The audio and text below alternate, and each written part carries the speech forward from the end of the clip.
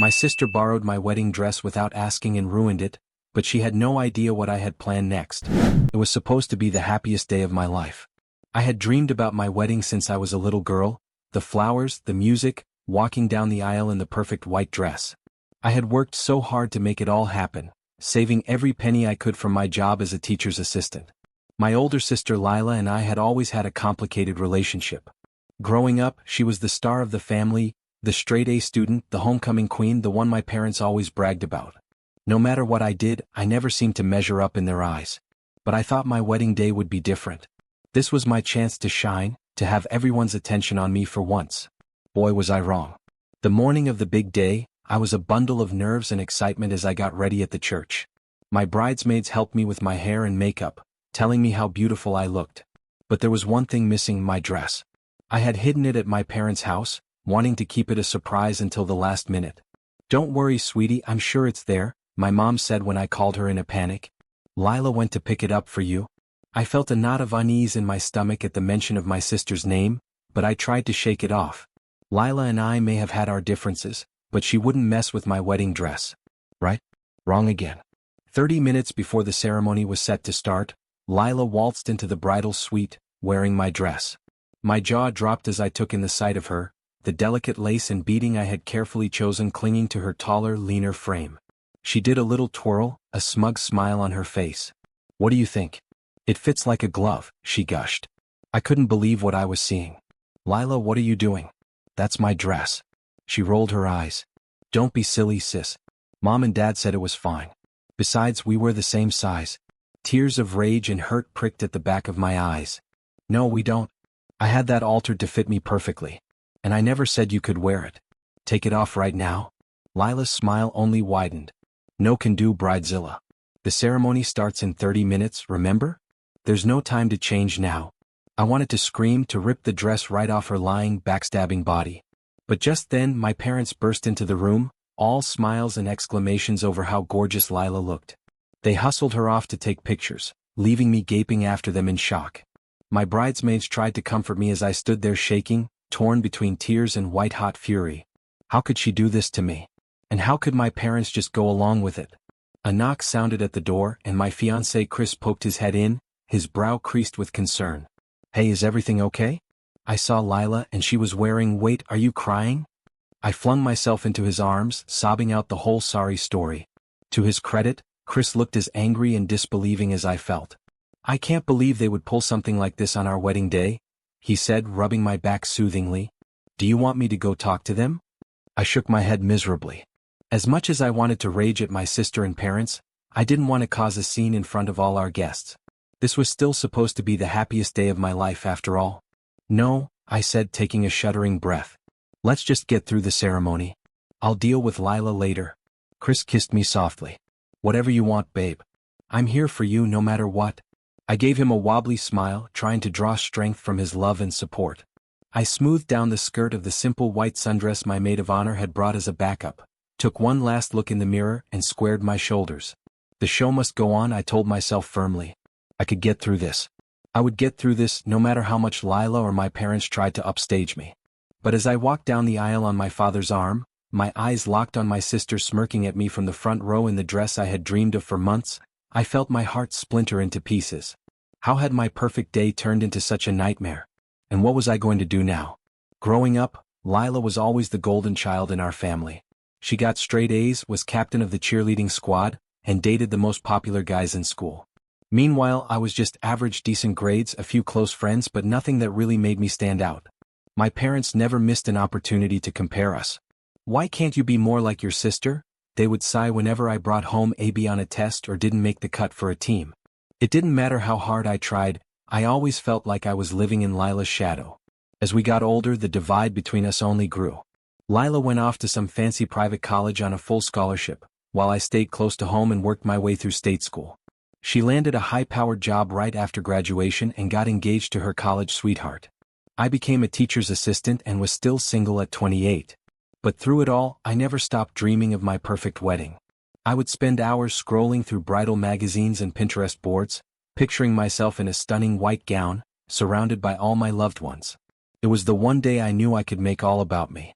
When Chris proposed, I threw myself into planning mode. I picked out the church, booked the reception hall, and spent weeks searching for the dress of my dreams.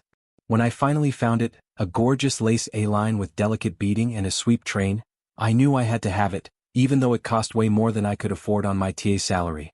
I scrimped and saved for months, cutting back on everything from my morning coffee to nights out with friends.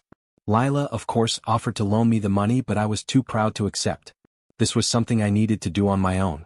Finally, after what felt like forever, I had enough to put down the deposit and schedule my alterations. I was over the moon, until Lila got wind of my plans. $8,000 for a dress you'll only wear once? She scoffed when I showed her a picture. That's crazy, sis. Why don't you just rent one like I did for my wedding? I gritted my teeth, remembering how she had bragged about her designer gown that probably cost more than my entire budget. Because it's my wedding, Lila. I want everything to be perfect. She just shook her head. Whatever you say, Bridezilla. I tried to put her snarky comments out of my mind as the big day approached.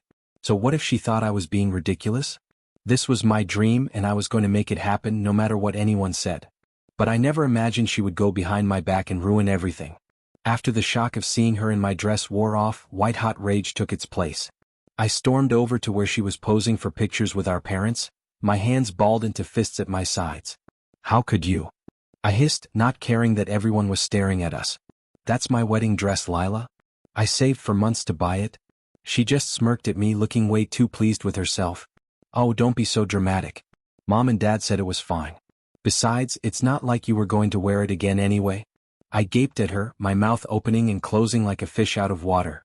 I couldn't believe what I was hearing. Did she really think that made it okay to steal my dress on my wedding day?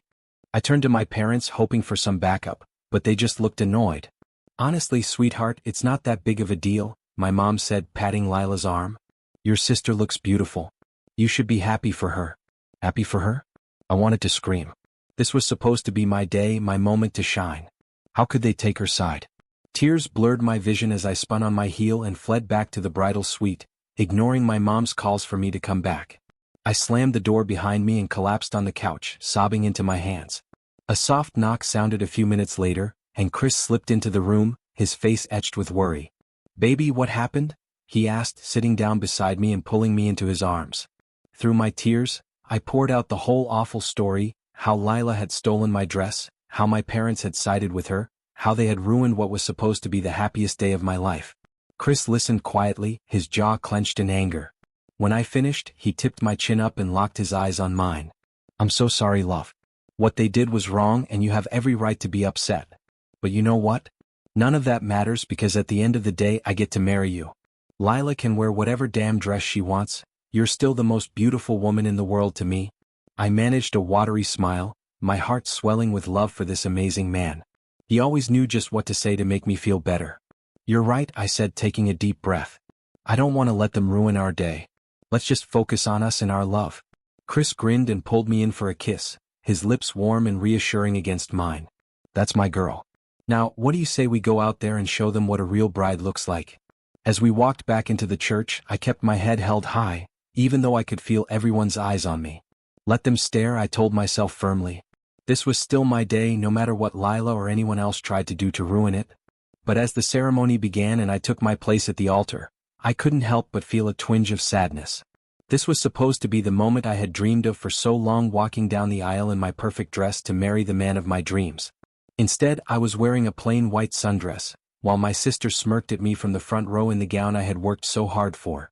I tried to focus on Chris's face as we exchanged our vows, his eyes shining with love and devotion. He squeezed my hands reassuringly, silently reminding me that we were in this together, no matter what. I felt my heart swell with gratitude for him, and for a moment I forgot all about Lila and the dress drama. But my reprieve was short-lived.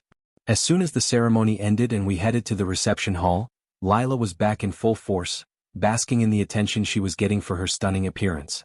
Never mind that it was my wedding, she acted like the whole day was all about her. She flitted from table to table during the cocktail hour, showing off the dress to anyone who would listen. I overheard her telling our cousins how she had saved me from making a huge mistake with such an expensive gown, and how lucky I was to have a sister like her. I gritted my teeth and tried to ignore her, focusing instead on greeting our guests and accepting their well wishes. But it wasn't easy, especially when my parents kept gushing over how beautiful Lila looked, as if they had completely forgotten about me. Things only got worse once the reception started in earnest. Lila, who had always been a bit of a party girl, wasted no time in hitting the open bar. Before long, she was slurring her words and stumbling around the dance floor, the delicate lace of my dress straining over her increasingly wild movements. I watched in horror as she bumped into a waiter, sending a tray of red wine glasses flying. The dark liquid splattered all over the skirt of the gown, staining the pristine white fabric a sickly purple. Lila just giggled and kept on dancing, oblivious to the damage she had done. I rushed over to her, my hands shaking with barely suppressed rage. "Lila, what the hell?" I snapped, grabbing her arm. "Look what you did to my dress." She blinked at me, her eyes glazed and unfocused. "Oops," she slurred, sounding anything but sorry. "Guess I had a little too much fun." I opened my mouth to tear into her, but just then our parents swooped in, their faces tight with disapproval. "Honestly, sweetheart, it's not that big of a deal," my mom said, echoing her words from earlier. "It's just a dress. I'm sure we can get the stain out." I stared at her in disbelief. "Just a dress?" This from the woman who had spent months telling me how important it was to look perfect on my wedding day? "Right," my dad chimed in, frowning at me. "Don't make a scene, honey. Your sister didn't mean any harm." I wanted to scream. Didn't mean any harm? She had stolen my dress, gotten drunk at my wedding, and then ruined the gown I had dreamed about forever. And they were still taking her side? Tears of hurt and frustration pricked at the backs of my eyes, but I blinked them away furiously. I wouldn't give them the satisfaction of seeing me cry. "Fine," I bit out, dropping Lila's arm like it was a hot coal. "Whatever. I'm done." I turned on my heel and stalked away, ignoring their calls for me to come back. I just couldn't take it anymore, the favoritism, the dismissal of my feelings, the way they always let Lila get away with everything. I found Chris at the head table, deep in conversation with his best man. When he saw my face, he immediately jumped to his feet, his expression morphing into one of concern. "Baby, what's wrong?" he asked, pulling me into his arms. "What happened?" The dam inside me burst, and I sobbed out the whole story, from Lila's drunken antics to my parents' infuriating reaction. Chris listened quietly, his jaw clenched in anger and sympathy. "I'm so sorry, love," he murmured when I had finished, rubbing my back soothingly. "You don't deserve any of this. Your sister and parents are way out of line." I sniffled and wiped my eyes, feeling a rush of love and gratitude for this wonderful man who had chosen me, mess of a family and all. "I just don't know what to do," I said miserably. "How can I make them see how much they're hurting me?" Chris was quiet for a moment, his brow furrowed in thought. Then he looked down at me, his eyes fierce with determination. "You know what? Screw him," he said firmly. "This is our day, not theirs. And if they can't see how amazing you are, then that's their loss." He took my hand and pulled me towards the dance floor, where our guests were still twirling and laughing, oblivious to the drama that had just unfolded. "Let's show them what real love looks like," he said, wrapping his arms around my waist as a slow song began to play. "You and me, babe. That's all that matters." As we swayed together, my head on his chest, I felt a sense of peace wash over me. He was right. I had spent so long trying to win my family's approval, but in the end, it was the love of the man in front of me that truly counted. Lila could keep the dress and my parents could keep fawning over her. I was done chasing after scraps of their affection. From now on, I was going to live for myself and the family I was building with Chris.